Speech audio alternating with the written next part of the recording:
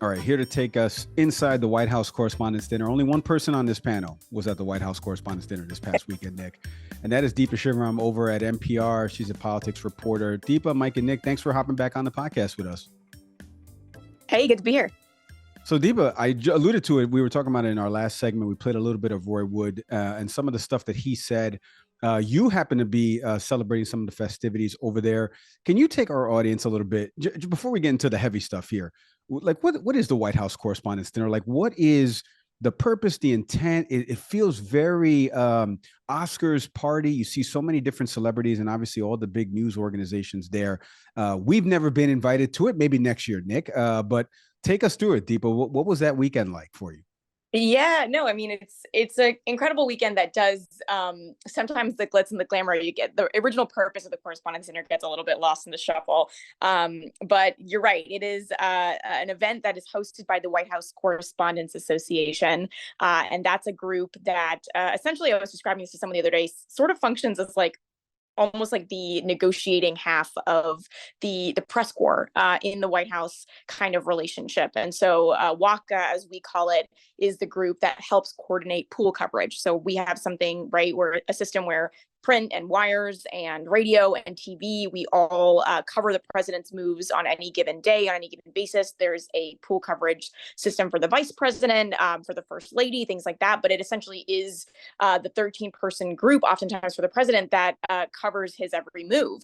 And that's really important for the rest of the press corps, the rest of the nation. Like, that is the group that is delivering the updates on where the president is going, what he's saying. I was the pool reporter last Friday, for example, when he did a DNC event, and that was a room in which we were not allowed to record anything, but we had to be in there taking notes in order to share that with the rest of the press corps. So primarily, that's a really big thing that WACA does that's so important. The president hasn't done a press conference, or we haven't really had much access to him. That's something the Correspondents Association was finagle and negotiate. When the president went to Kyiv, that was something that the WACA president is Tamara Keith, a colleague of mine. She had to help coordinate part of that. So it is a very important organization. And amongst all of those important things that WACA does is host the Correspondents' Dinner every April.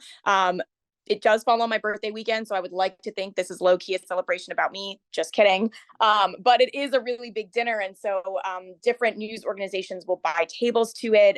There are people who fly in, from all over the country to attend this dinner, a number of celebrities, like you mentioned. And the whole idea is to celebrate the First Amendment. I mean, we are in this room with our sources, with people who work at the White House, people who work across the administration and all over Washington, who come together and celebrate the fourth estate, that this democracy that we cover, this country that we live in, wouldn't exist without freedom of the press and the First Amendment. And that's something that for one night, we all kind of put our differences aside and sort of are able to come together and celebrate that. I will say, I think a really cool thing about the dinner and the association and the work they do, especially on this night, is that it raises a lot of money for scholarship students as well. And so there are a number of students who were at the dinner who were scholarship recipients this year. And this is also very much a celebration of their hard work and the future of the press corps, which is really cool. Yeah, it was really cool to see. I love watching it every year. Nick and I last year played some sound bites from, I think Trevor Noah was hosting last year. But I want to get into the key person that was featured there, not Roy Wood Jr., the President of the United States, because there's an ongoing debt ceiling battle going on. There could be people that are listening to this or even watching this on YouTube that say, I don't get this debt ceiling stuff. And I said in the last segment that there is nobody better to explain what's happening in DC than Deepa Shivaram. All right, Deepa. Oh, God. Explain the debt ceiling to us like we're five. People have been talking about it in terms of the budget and how America pays their bills. What is happening right now? Some key milestones and dates. Take us through it. Give us the overview. Yeah, I can try to give you a gist of it. And it is so complicated. And it is something that I think, even just from my own take in journalism, I always look at political coverage and I'm like, God, I really wish we did a better job of explaining what this really meant at its core. So thank you for giving me the opportunity to do that, because it is really confusing and really complicated. And even for someone who's, involved in politics on a daily basis, sometimes I'm like, what is happening? And it's pretty interesting this time around. So essentially, like you mentioned, this whole debate is over how America pays our bills. bills at the end of the day. So sometime around this summer, it's estimated we will essentially run out of money to pay for everything that the government pays for. And that's kind of a big problem. And so every single year, Congress is supposed to pass a bill that raises, and then of course President Biden would sign it into law. Whoever the president would be would sign into law to essentially raise the debt ceiling, and that's something that we just push back repeatedly on. The problem is that this year, House Republicans, including House Speaker Kevin McCarthy, are essentially using this moment as a way to negotiate or try to negotiate with the White House and say, we want to slash spending. We think the government is spending too much money. We're going to take this moment of trying to figure out, how to pass the budget and how to raise the debt ceiling and use this as a way to say we should cut programs like SNAP. We should cut some other government benefit programs. We should say that the president's, plan to try to cut down on student debt, it's too expensive. So they're trying to use this as a way to say, you know what, I think we should cut down on our spending. The problem is that these issues and these programs are really large parts of the president's domestic agenda and Democrats' domestic agenda. So there's obviously a clash there, not something that everyone can agree on. And right now, as you can tell, we are May 1st, we are inching very close to a moment in which that has not been agreed upon and signed. And so there's a lot of, politics going on, a lot of negotiations going on between Republicans, and then also, of course, the back and forth between Democrats and Republicans here. So very much, I think the vibe is a standstill, and we are slowly and also rapidly running out of time. Deepa, just adding to that comment about the debt ceiling, where do you see, and you mentioned a couple of programs that Republicans are looking to potentially cut into, where seems to be the biggest points of contention in terms of government spending? Like, does it boil down to just certain, if we were looking at this as a long budget, right? Are there particular line items that seem to be causing the biggest contention between the president and House Republicans? You guys, I'm going to have to double check that. So I'm going to say my piece, and then we should totally just do a quick fact check because I have only marginally been covering this. But I would say that the president has often, and by, reciprocation, the press secretary, Karine Jean-Pierre, has often, been standing at the podium in the briefing room and saying, we're not going to negotiate over some of these programs. And I think, like I mentioned, SNAP, with these programs that are essentially, Republicans are saying we're giving out too much money, and Democrats are saying like these are bedrock social programs that have been a staple in Americans' lives that cannot be cut. And of course, that definitely impacts how voters vote, where they're getting that help from and that boost from. And so I would say the broad answer to your question is social programs, especially ones that help poor Americans, that help a lot of Americans of color, that help immigrant communities. And so I think that is kind of like a blanket statement answer. And I think, SNAP is something that has come up often because it has been such a critical program for so long for so many people, and particularly during the pandemic. But that is one that I think recently has really come up a lot as well. Staying with the president for a moment, obviously he's just recently announced that he is running again. And obviously both political parties will land in the way that they do with the announcement of that.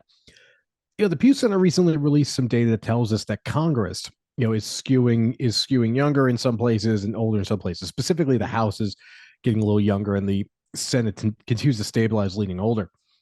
There's a possibility that the next president, or our incumbent president who returns to office, will be walking into this in his 80s. The chief nominee, or the chief opponent he may have, is currently 76, 77 years old. Deepa, with a Congress that's getting younger, are you hearing anything of just concerns? And actually, I'll also tag on to this, what's going on with Senator Dianne Feinstein in California, where she is obviously missing votes and then having to step away for medical reasons. Are you getting any sense that there is just a growing concern that our elected representatives are skewing in many places older, whereas our voters continue to start skewing younger, as evidenced by the 2022 election? And are these generations coming to a head potentially at the polls next year?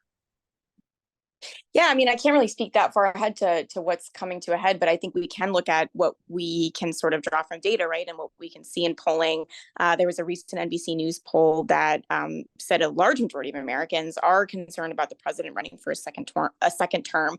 I think around 50% of the people who expressed that sentiment said that age was a big factor for why they see concern. President Biden is the oldest U.S. president. If he finishes his second term, which the White House has said he would, now that he's running for reelection, he would end that term at 86 years old. So that is a lot of concern, I think, from voters, and you're definitely hearing it, especially like you mentioned, Senator Feinstein. I'm sure you guys have covered this, but the couple of lawmakers on the Democratic side who have said, this is Ro Khanna is one of them, who has said it's time for her to step down. That being said, at the same time, you have seen people already kind of throwing their support for President Biden. There's never really been a lot of question from lawmakers, at least, on whether or not they would, support his announcement. And so it is interesting that you bring up the part about younger voters, because I do think that is something that people are really throwing their attention toward, particularly as younger voters really turned out in 2020, really turned out in 2022, and even in 2018, that midterm election was hugely influenced by young voters as well. And I think the sentiment you hear from a lot of younger people is like, he's not my first choice, right? This is not the candidate they were particularly backing, especially all the way back in 2019 and 2020. So in terms of enthusiasm, that's kind of lacking. And yet, they still show up to support their agenda and the issues they believe in. I remember covering a lot of issues in the midterms and asking younger voters what was on the top of their mind. Student debt was a big one. Marijuana legalization was a big one. And at the same time, if you turn to what the administration would say, they'd be like, yeah, well, look what we have done. These are things that we have started to tackle, tried to tackle. And so I think we'll have to see in the next 6 months, in the next 8 months, as we inch closer to primaries, and obviously seeing who Republicans end up picking as their nominee, how younger voters respond to that. But I will say, I think, as someone who's a cusper, as they say, a Gen Z millennial, like on the line there, I do find it really interesting that despite a lot of concerns from younger voters, despite all of them saying, this might not be my candidate, when it comes time to vote, people are in line. People are sending in their ballots. And that is something that's been really extraordinary to watch among young voters in this country. Speaking of young voters, social media. Young people love using social media. Recently, that was a bit of a stretch of a segue. Yeah, well, it's not that bad of a segue. A stretch of a segue. Also, I always feel like people are like, oh, social media, a young person thing. And I'm like, okay, but all of the boomers are on Facebook, like posting in all caps. Like, you're on social media too. True. Well, I'm shifting platforms, though. I'm going to Twitter, though. Hey, listen, the segue was not bad, both of you. Okay. So as a young guy, Elon Musk is kind of young, and he owns the Bird app. And all of a sudden, your boss, the boss of NPR, recently said, as you're seeing news organizations being kind of mislabeled by this new color-coded checkmark system that Elon has implemented at Twitter. I'm curious, just for you personally, as you were very avid on Twitter before, that's how we got introduced to each other, obviously. And I know you've kind of shifted to other platforms in terms of what you're posting content-wise, what you're working on. But what do you make of the reamplification services that Twitter provides, which I talk about here all the time as somebody who's worked in product and technology, and NPR decision to kind of not use it holistically across their shows and their sites, but for the journalists, they're saying, hey, if you want to use it, feel free to use it. If you don't. What do you make of all of it? Yeah, I mean, I definitely, as a reporter, appreciate the ability to reach people where I need to reach them. And I remain on Twitter, but I think definitely in the last several years have personally not used the app as much. And that was even before Elon Musk became the owner. I think it was a mix. I mean, I'm really just speaking personally here, but I think it was just a mix of reach. Once you start using the platform less, I feel like who you're reaching ends up being a smaller impact.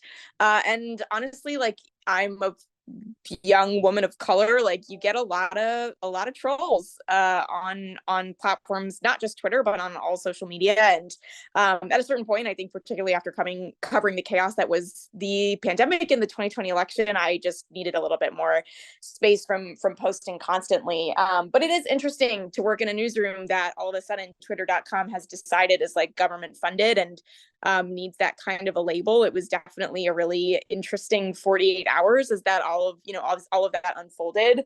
And it has sort of definitely started a conversation on like where is our reporting and where is our news going to be most valuable? Where is it going to not only reach the most people, but like in a productive way, right? Like we're not just trying to get as many retweets as possible. It's never been about that. It's more so like, are we connecting with our audience? And at the same time, are we expanding our audience? And so that is definitely a question I think all newsrooms have to answer. But I think we have a fantastic team at NPR that's been leading the charge on this. And that's been kind of interesting to watch as it is definitely ongoing. And I think that, we'll just have to keep an eye on it and see if other newsrooms end up making similar decisions. Like I mentioned at the beginning of the last segment, there's nobody better, or nobody at least that I like listening to, explain things to me than Deepa Shivaram over at NPR. You can check out some of her work, download or subscribe to the NPR Politics Podcast and other shows that she appears on. Check out her work on npr.org. Deepa, can't thank you enough for coming on the program. Continue success. Stay safe. You're always welcome on the show with us. Thank you so much, guys. I appreciate it. Hey, thanks for watching the Can We Please Talk podcast. Whatever clip you just watched, we hope you enjoyed it. And we hope you stick around for some more. Subscribe to the channel. My partner's over here smashing the button. Come on, do him a favor. So hit subscribe.